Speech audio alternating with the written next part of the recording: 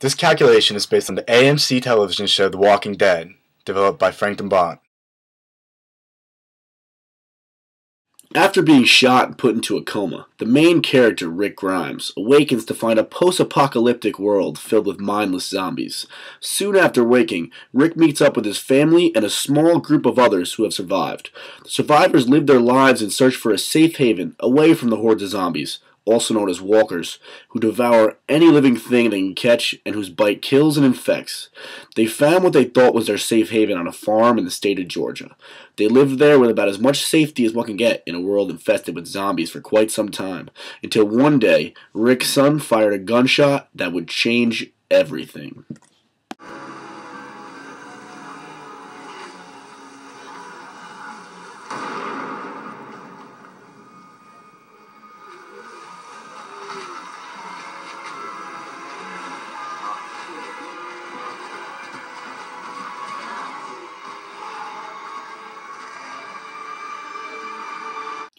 The mindless walkers, being attracted to any loud noises, immediately move in the direction of the noises they hear.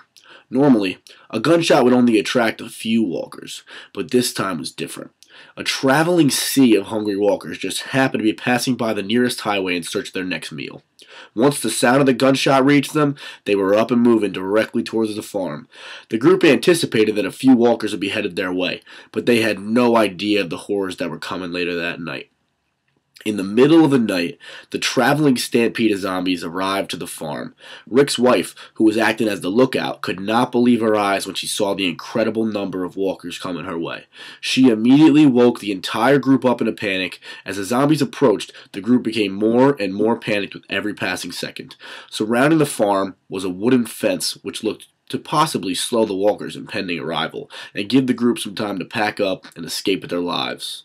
The walkers are not capable of thought and would not think to go over, under, or around the fence. They instead piled into it, colliding into each other with a collective push.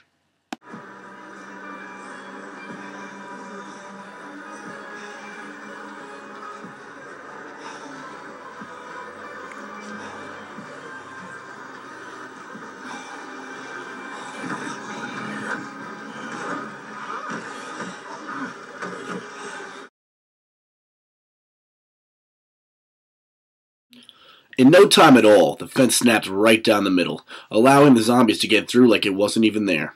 In reality, would the fence really break so easily, or would the zombies be slowed down, giving Rick and company time to make an escape? We plan to use physics to figure this out. To begin this calculation, I first need to figure out how much force it would take to break the fence down the middle, as it occurred in the show. After doing some research, I found that it would take a force of approximately 600 newtons to break one of the wooden beams on the fence. The fence in question, however, is made up of 4 beams. Therefore, after multiplying 600 by 4, you find that it would take approximately 2,400 newtons of force to break the fence the way depicted in the scene. Now I must calculate the amount of force exerted on the fence by the zombie stampede and see if it is greater than or equal to 2,400 newtons, which would prove that the scene correctly displayed the laws of physics. To calculate the force exerted on the fence by the zombies, I must use the equation which states the sum of the forces in the x direction equals the mass times the acceleration in the x direction. To use this equation, I must first find out the mass and the acceleration of the walker stampede so that I can multiply them. To calculate the mass, I looked up the average mass of a human, which I found to be around 70 kilograms. Considering walkers are nothing other than dead humans, I assumed that it is a good estimation of their mass. I then estimated the total number of walkers pushing on the fence to be 35. Multiplying the average mass of one walker by the number of walkers, I found a good estimation of the appropriate mass to use in the equation to be 2,450 kilograms. Next, I must calculate the acceleration of the walker stampede when they hit the fence. First, using the equation, final velocity equals the initial velocity plus the acceleration multiplied by the time. Then, solving for the acceleration, I find that acceleration is equal to the change in velocity over time, which makes sense considering that is the definition of acceleration. Now, with an equation in place, I researched and found the average velocity of a human walking to be approximately 1.0 meters per second. Therefore, going from an initial speed of 0 to a final of 1.0 meters per second gives a change in velocity of 1.0 meters per second. To continue, after watching the scene multiple times, I estimated that this took around 5 seconds time. Plugging back into the derived acceleration equation, 1.0 divided by 5 gives an acceleration of 0.2 meters per second squared. Now with both the mass and acceleration of the Walker Stampede calculated, all that is left to do is to plug the numbers I have found back into the equation, which states the sum of the forces in the x direction equals the mass times the acceleration in the x direction.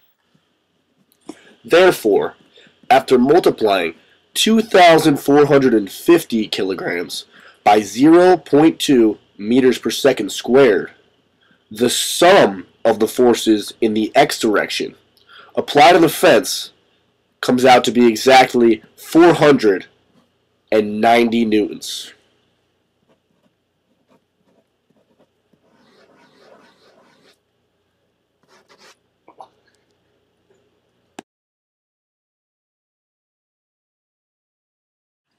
In conclusion, the sum of the forces in the x direction, being 490 newtons, was significantly less than the 2,400 newtons required to break the fence the way the walkers did. Like many movies and television shows, things did not happen as they would in the real world. If the physics was done more correctly in the scene, the zombies would have been slowed much more by the fence, giving Rick and company a better chance for escape. Not enough force was applied, and the fence should not have broken the way that it did.